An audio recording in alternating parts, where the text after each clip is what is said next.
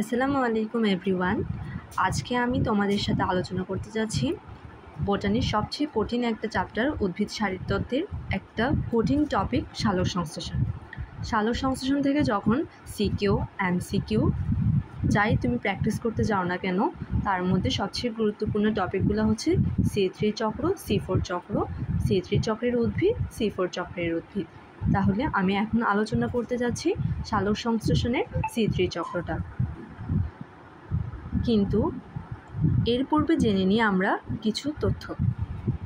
প্রথমে দেখো সালোক সংশ্লেষণের বিক্রিয়ক। আমরা জানি সালোক সংশ্লেষণের বিক্রিয়ক হচ্ছে কার্বন ডাইঅক্সাইড, যেটা পানির সাথে বিক্রিয়া করে পরবর্তীতে গ্লুকোজ, পানি এবং শক্তি উৎপন্ন করে। তাহলে বিক্রিয়ক হচ্ছে কার্বন ডাইঅক্সাইড, উৎপাদক হচ্ছে গ্লুকোজ। এরপর দেখো এখানে আমাদের অনেকগুলো শর্করার প্রয়োজন হবে, যেমন 3 কার্বন বিশিষ্ট, 4 কার্বন বিশিষ্ট, 5 কার্বন বিশিষ্ট এবং 6 কার্বন বিশিষ্ট। 5 কার্বন বিশিষ্ট শর্করাগুলো মনে রাখার জন্য একটা ছোট টেকনিক, রাই যাই 2 বোন, ভাই থাকে আরও বোন, তাহলে রাই দিয়ে রাইবোজ, রাইবোলোজ, জাইলোজ, জাইলুলোজ, আরেকটা হচ্ছে অ্যারাবিনোজ। এরপর 3 কার্বন বিশিষ্ট শর্করা হচ্ছে গ্লিসারaldehyde আর এটা ডাইহাইড্রোক্সি অ্যাসিটন।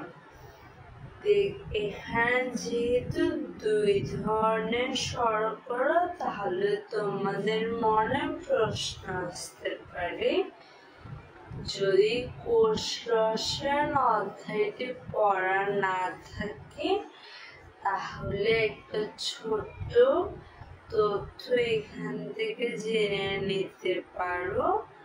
তা হলো যে কোনো শর্করাকে 2টা শ্রেণী বিভাগে অন্তর্ভুক্ত করা হয়েছে। একটা হলো অ্যালডোজ আর একটা হচ্ছে কিটোজ।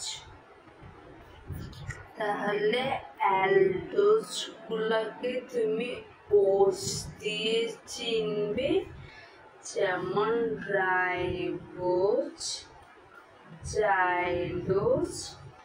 কিন্তু কিটোজ শর্করাগুলা লোজ শব্দটা থাকবে, তার মানে রাইবোলোজ, জাইলুলোজ এটা থাকবে। তাহলে অ্যালডোজ হচ্ছে জাস্ট ওচ ও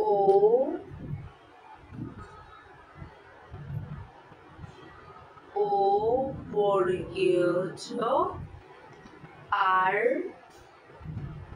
কিটোজ শর্করার মধ্যে লোজ শব্দটা থাকবে। আচ্ছা, এরপর আসো 6 কার্বন বিশিষ্ট, তাও 2টা শ্রেণী, অ্যালডোজ, কিটোজ। 6 কার্বন বিশিষ্ট অ্যালডোজ শর্করা হচ্ছে গ্লুকোজ আর কিটোজ শর্করা হচ্ছে ফ্রুক্টোজ।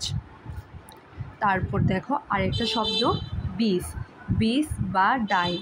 বিস বা ডাই 2টা শব্দের অর্থই হচ্ছে 2। তাহলে বিস বা ডাই এই 2টা শব্দ যেখানে থাকবে ওখানে বুঝতে হবে 2টা। এরপর আমাদের এখানে ফসফেট সংযুক্তির নিয়মটা একটু জেনে রাখা লাগবে, কারণ বেশিরভাগ ক্ষেত্রেই আমরা দেখব C3 চক্রে অনেকগুলো ফসফেট আছে। তাহলে যখন কোনো যৌগে ফসফেট সংযুক্ত হবে তখন কিন্তু প্রথম যে ফসফেটটা আসবে ওই ফসফেটটা কিন্তু যুক্ত হবে একেবারে শেষ নং কার্বনটায়। তারপর ধরো আরও একটা ফসফেট আসলো, তার মানে দ্বিতীয় ফসফেট, ওই দ্বিতীয় ফসফেটটা যুক্ত হবে প্রথম কার্বনে। তাহলে এই বেসিক তথ্যগুলো কিন্তু তোমার জানা লাগবে C3 চক্রটা ভালো করে বোঝার জন্য। এখন আসো বিক্রিয়া শুরু করি। প্রথমে দেখো আমাদের এখানে বিক্রিয়ক ছিল কে? Carbon dioxide. আর উৎপাদককে গ্লুকোজ।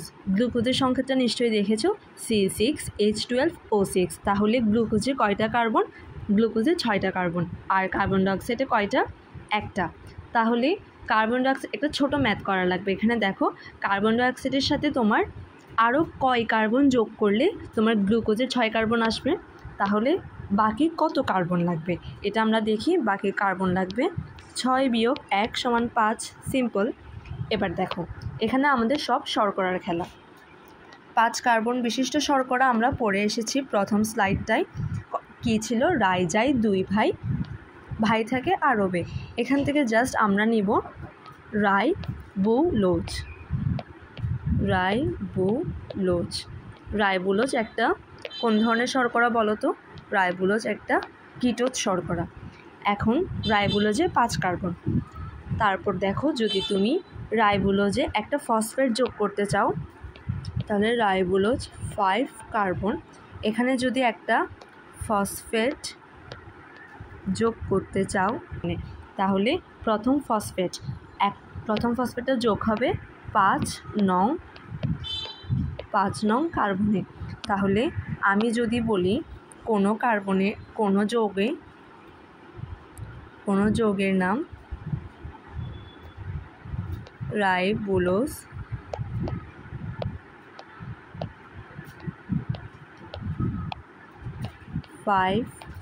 ফসফেট,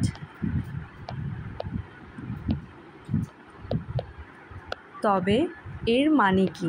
তবে এর মানে হলো রাইবোলোজ একটা 5 কার্বন বিশিষ্ট শর্করা যার 5 নং কার্বনে একটা ফসফেট যোগ আছে। তাহলে এটার কথা রাইবোলোজ এর 5 নং কার্বনে একটা ফসফেট যোগ আছে। তাহলে একটা ফসফেট 5 নং কার্বনে আছে, কিন্তু এর মানে এই নয় যে রাইবোলোজে 5টা ফসফেট আছে। যারা ওইখানে 2টা পয়েন্ট ভালো করে বুঝবা, যে প্রথম ফসফেটটা শেষ নং কার্বনে যোগ হবে আর দ্বিতীয় যে ফসফেটটা আসবে ওইটা প্রথম কার্বনে যোগ হবে। তাদের ক্ষেত্রে এটা তুলনামূলক ইজি। এরপর আসো আমরা আরেকটু ভেতরে যাই। ধরো তোমাকে বলল 20 অর্থাৎ 2টা ফসফেট যোগ করো।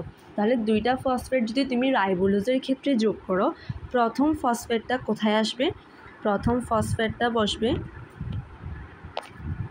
5 নং কার্বনে, আর দ্বিতীয় ফসফেটটা বসবে প্রথম কার্বন অর্থাৎ 1 নং কার্বনে। তাহলে ওদের পজিশনগুলো হবে 1,5। এটা কার পজিশন? এটা ফসফেটের পজিশন। তাহলে এর নামটা কি হবে? রাইবোলোজ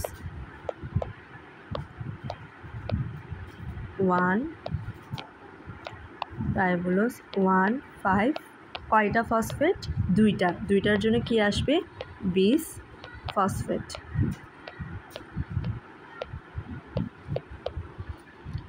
শেষ। এবার রাইবোলোজ 1,5-20 ফসফেট আমার কার্বন ডাইঅক্সাইডের সাথে বিক্রিয়া করবে। আচ্ছা, এবার তথ্যগুলো জানার পর আমরা আরেকটু আলোচনা করি এই নামকরণ নিয়ে।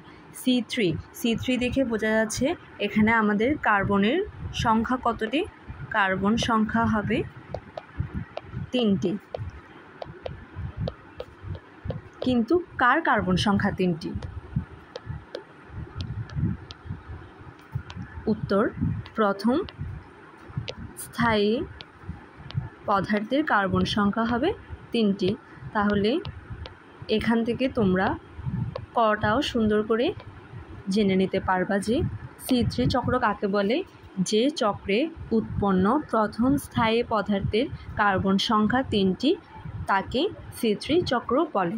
তাহলে আমরা C3 চক্রের প্রথম উৎপন্ন স্থায়ী পদার্থ কাকে পাবো? 3PGA। এই নামকরণটা নিয়ে আরেকটু বিস্তারিত জানা যায়। কেন 3PGA? তোমাদেরকে যে বিশেষ তথ্যগুলো দেখিয়েছিলাম আগের স্লাইডে, ওখান থেকে তোমরা জানো 3 কার্বন বিশিষ্ট যে শর্করা তাকে জারিত করলে তৈরি হয় গ্লিসারিক অ্যাসিড।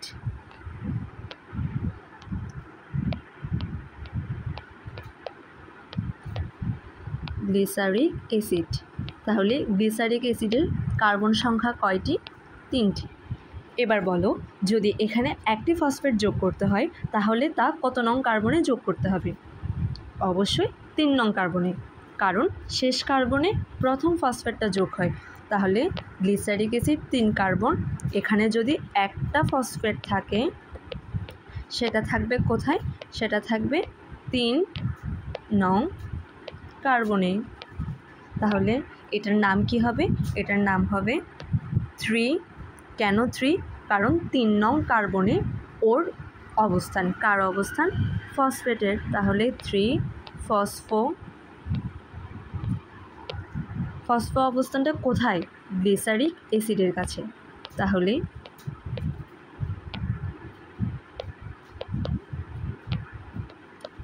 শব্দটাকে ভাঙলে কি হয়েছে? 3PGA, 3 ফসফো glyceric acid. প্রথমে গ্লিসারিক অ্যাসিডকে নিয়ে জানবো।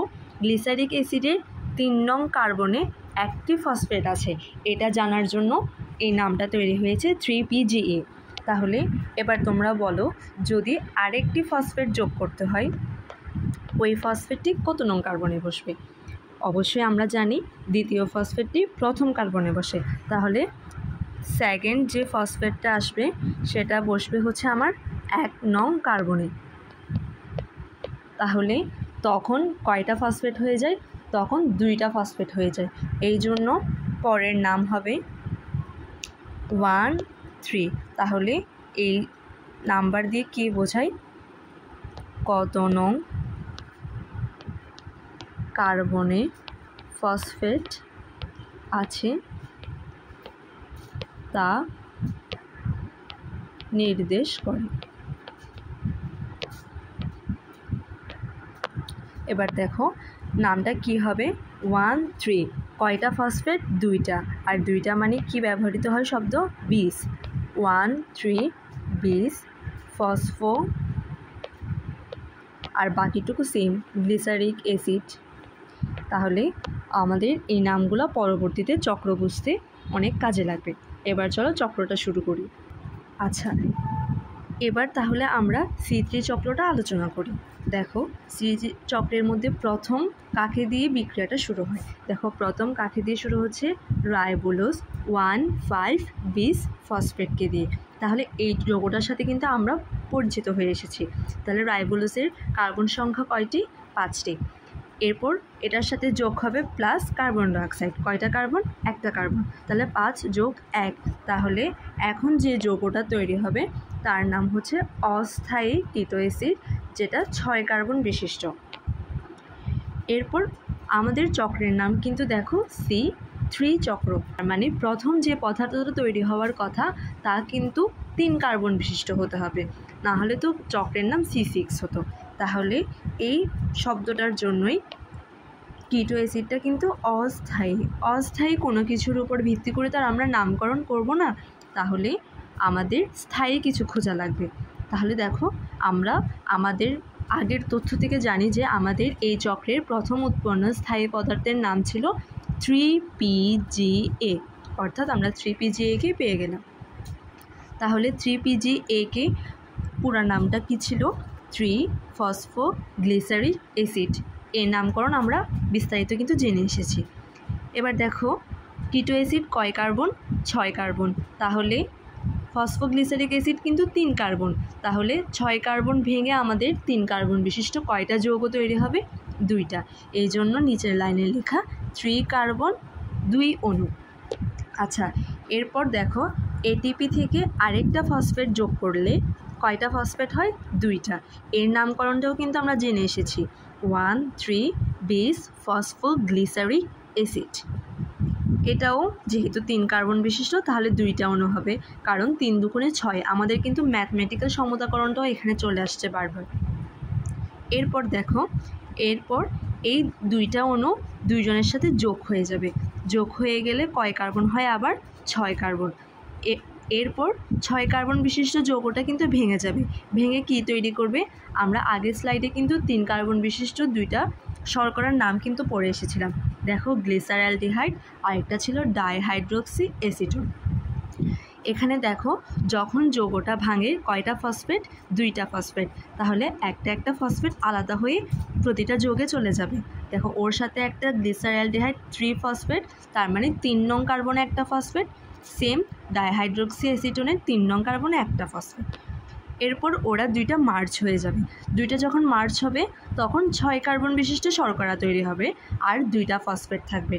তাহলে নিশ্চয়ই এর নামকরণটা বুঝতে পারছো যে 6 কার্বন বিশিষ্ট কিটোজ শর্করার নাম ছিল ফ্রুক্টোজ আর 2টা ফসফেট মানে বিসফসফেট, একটা শেষ নং কার্বনে অর্থাৎ 6-এ বসবে আর একটা প্রথম কার্বন অর্থাৎ 1-এ বসবে, তাহলে 1,6 বিসফসফেট। এরপর দেখো ফ্রুক্টোজ 1,6 বিসফসফেট, একটা ফসফেট বাদ দিয়ে দিলে একটা ফসফেট থাকে, যেটা আর প্রথম ফসফেট সবসময় শেষ কার্বনে বসে, তাই ফ্রুক্টোজ 6 ফসফেট, যেটা আবার চেঞ্জ হয়ে যেহেতু ওরা পরস্পরের আইসোমার তাহলে গ্লুকোজ 6 ফসফেট তৈরি হয়ে যাবে, যেটা আমাদের মেইন উৎপাদ।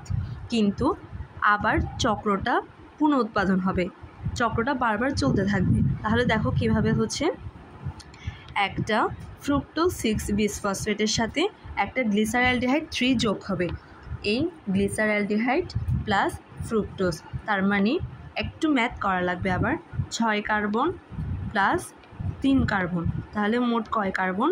9 কার্বন। এই 9 কার্বন কিন্তু আবার ভেঙে যাবে কত কার্বনে? 5 আর 4। 5 কার্বন বিশিষ্ট শর্করা কিন্তু আমরা আগে জেনে এসেছি, তারা কারা ছিল?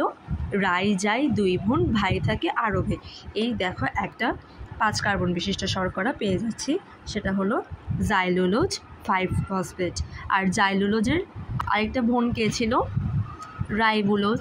তাহলে দেখো জাইলুলোজ চেঞ্জ হয়ে হচ্ছে রাইবুলোজ 5 ফসফেট। আর রাইবুলোজ 5-এর সাথে যদি আবার একটা ফসফেট যোগ হয় তাহলে আমরা আমাদের এই চক্রের প্রথম বিক্রিয়ক অর্থাৎ রাইবুলোজ 1,5 বিসফসফেটকে কিন্তু পেয়ে গেলাম। তাহলে এটাই হচ্ছে আমাদের C3 চক্র। তাহলে তোমাদের মনে আরেকটা নতুন প্রশ্ন আসতে পারে যে বাকি 4 নং কার্বনটা কই গেল? এই যে 4 নং কার্বন বিশিষ্ট শর্করার নাম হচ্ছে এরিথ্রোজ, আর যে 2টা ফসফেট ছিল ওই 2টা ফসফেট 2টা শর্করার মধ্যে বিতরণ করা হলো। তাহলে এটা হচ্ছে আমাদের C3 চক্র, যেটা খুবই ইম্পর্টেন্ট। আর এই ইম্পর্টেন্ট চক্রটা তোমরা নিজেরাই লিখতে পারবা যদি তোমরা আগের স্লাইডের তথ্যগুলো ভালো করে বুঝে থাকো। এইরকম আরও চক্র নিয়ে যদি বা যে কোনো কঠিন টপিক নিয়ে যদি তোমাদের কোনো জিজ্ঞাসা থাকে তোমরা কমেন্ট বক্সে জানাতে পারো। আসসালামু আলাইকুম।